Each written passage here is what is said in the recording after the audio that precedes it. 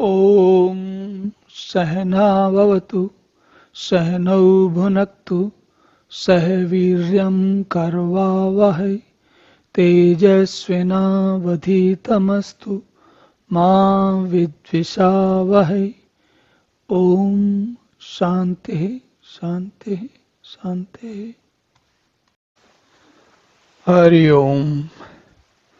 तो जैसा हमने पिछले श्लोक में देखा कि क्रम क्रम से अभ्यास करते हुए अपने इंद्रियों को साधना चाहिए, उनमें उनसे उनकी स्थिति समझते हुए अपने मन को, इंद्रियों को साधना चाहिए, फिर मन को साधना चाहिए। तो उसी श्रृंखला में भगवान आगे क्या कहते हैं, देखिए कहते हैं यतो यतो निश्चरति मनश्चंचलम स्थिरम ततः ततः नियम्येतत् आत्मनि एव वसम्नयेत्।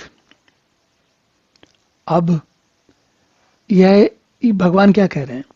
भगवान जानते हैं, भगवान की बनाई दुनिया है, उनसे अच्छा कौन जानता है कि यहाँ हमारी इस दुनिया में क्या क्या क्या समस्याएं हैं।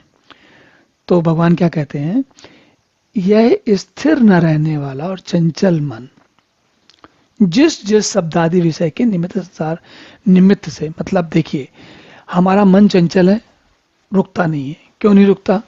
आज हमारे पास कोई चीज है तो कल कोई और चीज चाहिए होती है, अगले दिन कोई और चीज चाहिए होती है।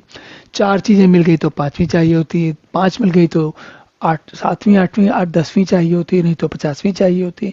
चीजों की, वस्तुओं की, इच्छाओं की कोई सीमा नहीं है, हमेशा चाहिए होती है। और अगर हम ध्यान ना दें तो हमारा मन इन्हीं इच्छाओं में भटकता रहता है। तो भगवान क्या कह रहे हैं?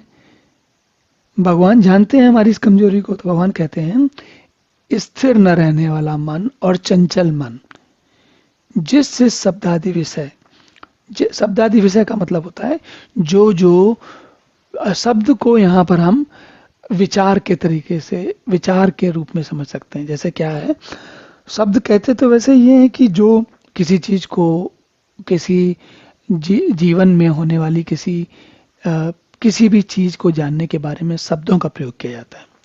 तो शब्दादि विषय का अर्थ यहाँ होता है कि हमारे मन में जो कुछ हमें दिखता है, उसको लेकर हमारे मन में जो विचार आता है, उसे हम यहाँ शब्द समझते हैं।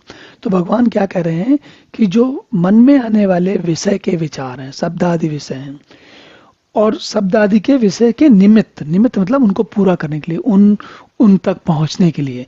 जैसे एक बड़ी साधारण बात समझ लीजिए कि आपके पास आप ईश्वर की कृपा से आप बहुत अच्छी स्थिति में हैं, आपके पास बहुत कुछ है ना। और एक ऐसी स्थिति है कि आपके पास कोई अपनी कार है और अच्छा घर है ना। मैं उन लोगों की बात कर रहा हूँ जिनके पास सब कुछ है, जिनके पास नहीं का कुछ है, उनकी इच्छाओं की तो कोई सीमा ही नहीं है। तो उनको तो बहुत सारा काम करना है इच्छाओं की दिशा में। लेकिन जिनके पास है तो उनके पास भी क्या होगा, मान लीजिए कार है और कार कुछ 5 साल 10 साल पुरानी हो गई, थोड़ी पुरानी हो गई, अब वो कभी कभी समस्या देती है। तो आपके मन में क्या विचार आया, अरे भाई अभी कार पुरानी हो गई, इसको बदल लेते हैं। अब कार बदलने जाएंगे तो कार नई खरीदेंगे तो पहले तो ढूंढेंगे कौन सी कार खरीदें, फिर उसके जितने पैसे उसके लिए चाहिए उसका इंतजाम करेंगे। अगर आपके पास पैसे हैं भी, आप ले भी आए, है ना, कोई समस्या नहीं है, पैसों की कोई समस्या नहीं है, आप कार खरीद सकते हैं।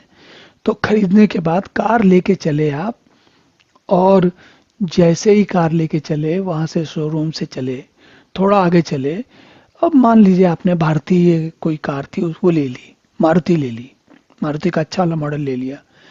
और जैसे ही थोड़ा आगे चले तो रास्ते में आपको कहीं कोई मर्सिडीज या कोई दूसरी विदेशी कार दिख गई, तो आपको क्या होगा, मन तो चंचल है, आपको लगेगा अरे अब की बार तो मुझे मर्सिडीज लेनी चाहिए थी।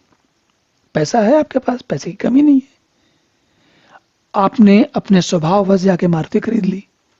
लेकिन जब खरीद के लेके आ गए तो आपका मन अब चंचल हो गया, कह रहा नहीं मुझे तो मर्सिडीज चाहिए, मर्सिडीज ज्यादा अच्छी रहती। एक सामान्य व्यक्ति जिसके पास शायद एक भी कार नहीं है, वो अगर आपके जीवन को देखेगा तो सोचेगा अरे अच्छी खासी कार तो आपके पास पहले से ही है, एक तो दूसरी कार लेके आ रहा हो, अब तीसरी के लिए परेशान हो रहा हो। तो क्या है, ये जो मन है, जो मन की चंचलता है, वो हमेशा चलती रहती। क्यों चलती रहती? मन को कोई रोकने वाला तो है नहीं, जो मन में आया वो मन कर सकता है। समस्या क्या है? तो भगवान क्या कह रहे हैं कि भाई, अगर आपके पास एक कार है और चलो कोई बात नहीं, उसकी समस्या हो रही थी, पहली बात तो दूसरी कार लाओ नहीं, अगर बहुत आवश्यकता नहीं तो। अगर कार इतनी खराब हो गई कि समस्या कर रही है तो लानी पड़ेगी आपको।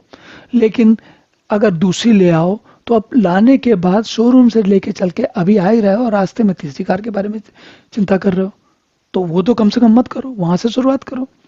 ठीक है भाई, तीसरी कार नहीं, तीसरी कार के बारे में जैसे ही विचार आया, बोलो कि भाई ले लिए एक, बढ़िया है, अगले 5-7 साल के बाद जब दोबारा कार बदलनी होगी तब वो वाली ले लेंगे। अपने मन को शांत करो, ठीक करो। अब मैंने ये बात कही तथाकथित थोड़े उन लोगों के पास जिनके पास ये सारी सुविधाएं थी, जो कोई भी कार खरीद सकते थे, कभी भी खरीद सकते थे। लेकिन ऐसी स्थिति हम सभी जानते हैं सबकी तो होती नहीं है। जब सबकी नहीं होती तो वो क्या करें? वो अपनी स्थिति में देखें कि भाई उनका मन कहाँ भटक रहा है। मैं मतलब मैं नहीं, हम सभी जानते हैं कि जीवन में कर्मठ होना, कर्मशील होना बहुत आवश्यक है। आलसियों की तरह पड़े रहना कोई नहीं चाहता और पड़े रहना भी नहीं चाहिए। लेकिन हमेशा हमें ध्यान देना चाहिए कि हम कर्म को किस उद्देश्य से, किस दिशा में कर रहे हैं। तो जैसे जैसे हम विषयों से अपने आप को, मन को हटाएंगे और एक एक चीज को देखें, एक एक चीज को देखें, एक एक चीज को देखें कि भाई अच्छा, जो जो जीवन में होता है उसमें से क्या कर सकते हैं, क्या नहीं कर सकते हैं। हमने कार की बात की या भोजन की बात की, या फिर कुछ और मान लीजिए। अब किसी को मान लीजिए आप कोई और इच्छा है, तो वो हर व्यक्ति को अपनी इच्छाओं को समझते हुए उनके हिसाब से यहाँ पर उस विषय से रोकना है और धीरे धीरे हटाकर हटाकर विषय से रोककर यानी हटाकर बार बार परमात्मा में ही लगाना है। और परमात्मा में कैसे लगाना है? जब वहां से विषय हटाओगे तो कहीं तो मन को लगाओगे।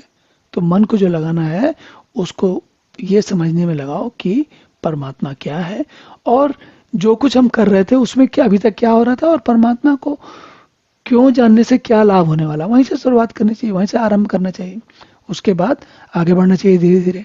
तो अब अगला श्लोक देखते हैं। ओम पूर्णमदः पूर्णमिदं पूर्णात् पूर्णमुदच्यते पूर्णस्य पूर्णमादाय पूर्णमेवावशिष्यते। ओम शांति शांति शांति।